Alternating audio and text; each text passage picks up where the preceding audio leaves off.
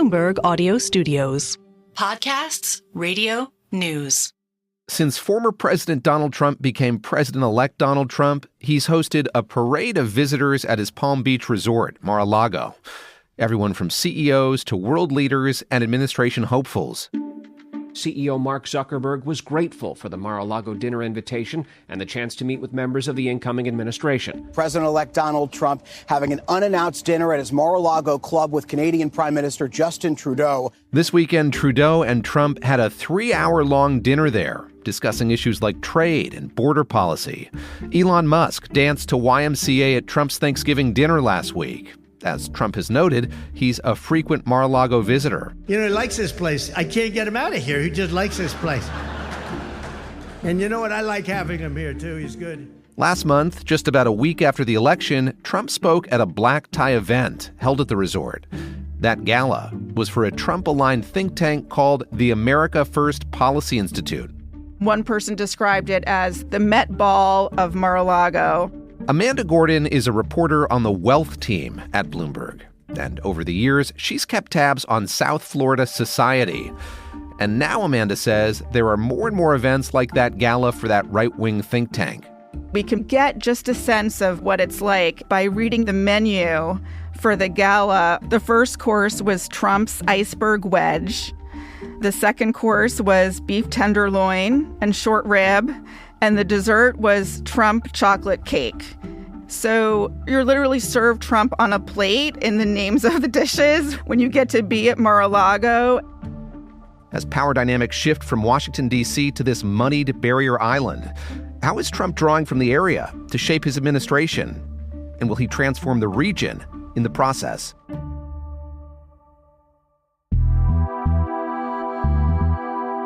I'm David Gura, and this is the Big Take podcast from Bloomberg News. Today on the show, inside Mar-a-Lago, not just a presidential retreat, but the staging ground for Trump's campaign, and now the spot where he's planning his second presidency.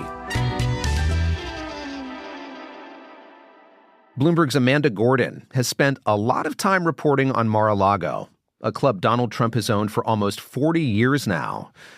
Well, these days, there are a lot of rules about who's allowed inside, and the membership fee has gotten more and more expensive. So I asked Amanda to describe what Mar-a-Lago looks like when you arrive. So when you drive into Mar-a-Lago, these days, past Secret Service detail that checks your ID and that makes sure you're in the right place, you go to a porte cochere, which is a overhang right next to the mansion. And when you step out, there's someone to greet you. You walk through a foyer with desks for the people running the club. There's a brochure there with events for club members. There's bridge, there's croquet, there are spa services. So you get the idea. It feels like a place for pleasure, relaxation, for resort, as Palm Beach is known. Mar-a-Lago was built in the 1920s by Marjorie Merriweather Post, heir to the Post cereal fortune. She used the mansion for entertaining. It has 58 bedrooms and 33 bathrooms.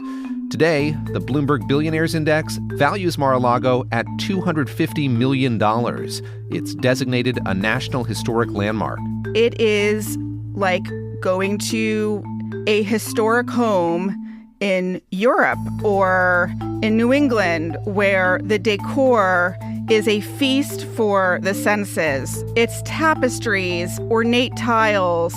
Marjorie Merriweather Post, her architect worked as a set designer for the Met Opera and the Ziegfeld Follies.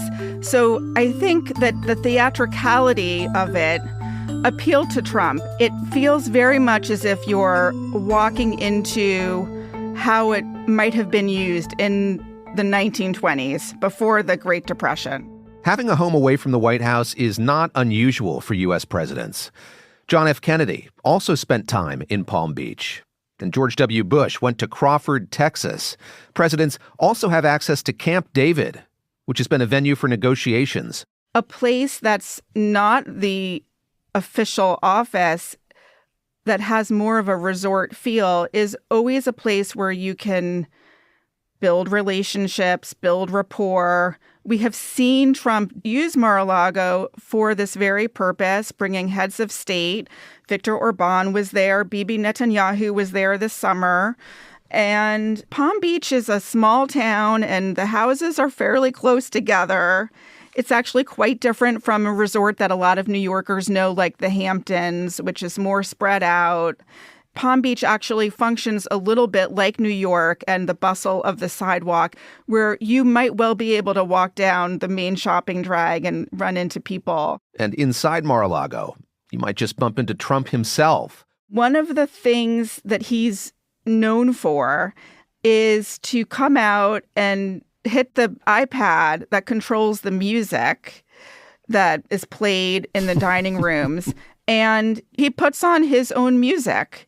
And at one point, a woman who made a point of, trying to spend time there, she told me that Elon Musk's song was Space Oddity. That's what he played for Elon. So I've heard of him sometimes just serving as the maitre d'. He'll stand at the desk and get people to their table. He revels in it, in this sort of what is really a social space. What potential cabinet member might they get a glimpse of right now? There's this public-private aspect to Mar-a-Lago that makes it different from the properties other presidents have retreated to. As Amanda said, there is security. You can't just wander in off the street. But it's not totally inaccessible either. There's the fact that Trump is operating Mar-a-Lago as a club, and it means that you have people coming in and out in close proximity to Trump. And that element is different. Everyone's looking at not just Trump, but who is going in and out of any particular door. And I think it's also uncommon for this resort to be actually very close to a place where office towers and apartment towers are rising, where the population has been growing at a very fast clip. For example, you didn't hear about people racing to buy homes in Crawford, Texas, even though it is the place where George W. Bush went to when he left the White House, when he left his office, and it's where he lives. Mar-a-Lago is situated on a thin barrier island separated from West Palm Beach by the Lake Worth Lagoon. The name Mar-a-Lago means sea to lake. One side of the resort faces that lake, and the other side faces the Atlantic Ocean. And it's not the only notable property in the area. So you have the north end where Kennedy's winter White House was, and then you have a stretch south of Mar-a-Lago, which is known as Billionaires Row, where Steve Schwartzman, for example, has a home. The CEO of Blackstone. Other homeowners on Billionaires Row include Steve Wynn, the founder of Wynn Resorts, investor John Paulson, and Interactive Brokers chair Thomas Petterfy. And many of Trump's well-heeled neighbors backed his campaign for president. Trump actually found many of his donors almost outside of his doorstep from the first term and in the second term, who had homes or who had made their residence in Palm Beach or the elite environs around it. Despite Trump's growing influence in South Florida, it hasn't been a Republican stronghold. But Palm Beach County is undergoing some of the political changes we are seeing across the country. In Palm Beach County, it is a county that has most often voted for the Democrat and gone towards the Democrat in the presidential election. Interesting. However, what people in Florida are realizing, and what we've all realized with the results of this election, is that there is more support for Republicans than has been. There has been a shift. And Harris actually won the county by a margin of some 5,500 votes. Margins in the past have been 95,000 votes. Amanda says Palm Beach has been changing over the past decade, and that's not just because of its most famous resident. During the COVID-19 pandemic, many wealthy Americans started to spend more time there, trying to turn it into what some people call the Wall Street of the South. A dream that has long been the hope of the Florida business development folks. And The builder who's probably most responsible for that is Steve Ross, who has now moved from New York, where he built Hudson Yards, and is living full-time in Palm Beach.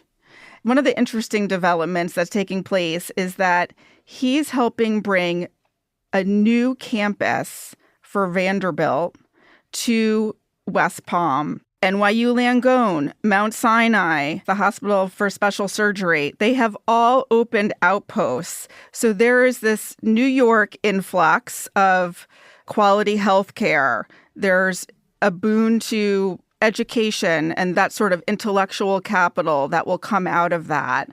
And this is really distinct from Trump's evolution, but the goal has been to turn this place of resort into a serious, year-round, thriving community, diverse in its economics so that it does not rely on tourism. That goal got a big boost when Trump pulled up stakes, left New York City, and made Palm Beach his new home and political center. After the break, the president-elect is increasingly looking to South Florida to staff his administration.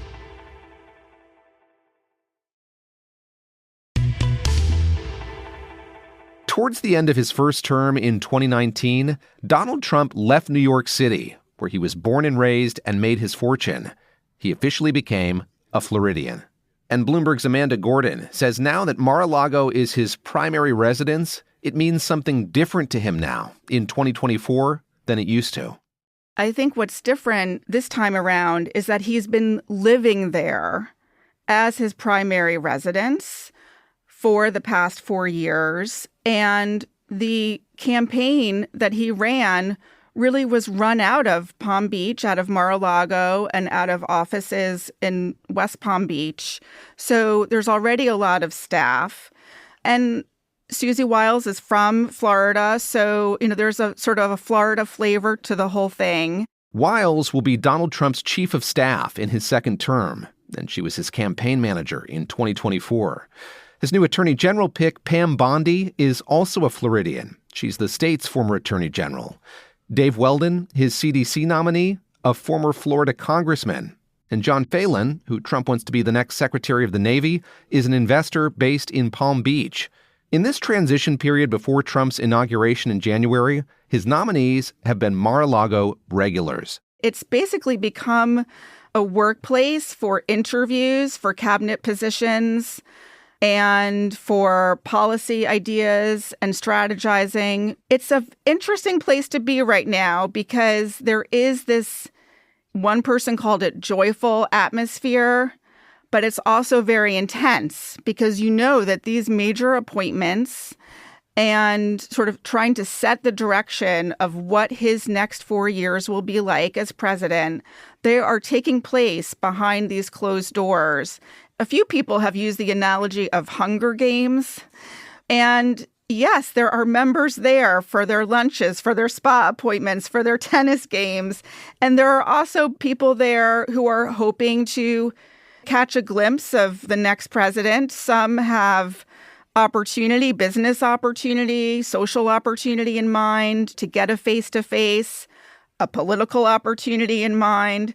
So there are lobbyists who are looking to rent office space and also buy homes because that proximity means something. In the meantime, Florida's political significance is undeniable. Policies Florida pioneered are already spreading to other states. Like we saw during COVID, the state's governor opposed lockdowns and put restrictions on what can be taught in schools. Florida has become something of a policy incubator. What DeSantis has been doing with education, not everybody is a fan, but his commitment to school choice, for example, has a lot of fans outside of the state. And we can all go back to the year 2000 when Florida really did play a big dramatic role in determining the outcome of the election.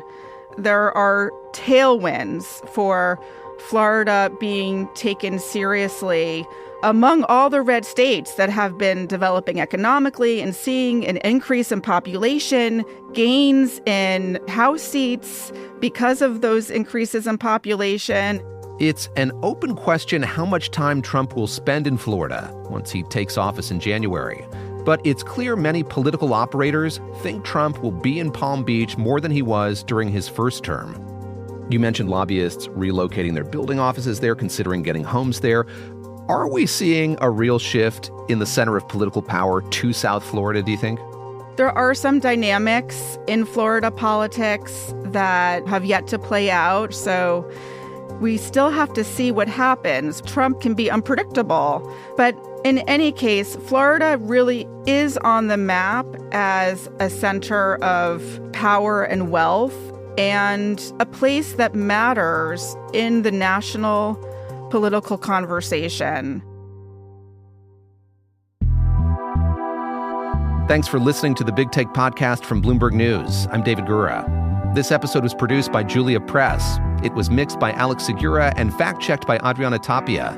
It was edited by Aaron Edwards, Tracy Samuelson, and Wendy Benjaminson, who also provides editorial direction with Elizabeth Ponso. Naomi Shaven is our senior producer. Nicole Beamsterboer is our executive producer. Sage Bauman is Bloomberg's head of podcasts. Please follow and review The Big Take wherever you listen to podcasts. It helps new listeners find the show. We'll be back tomorrow.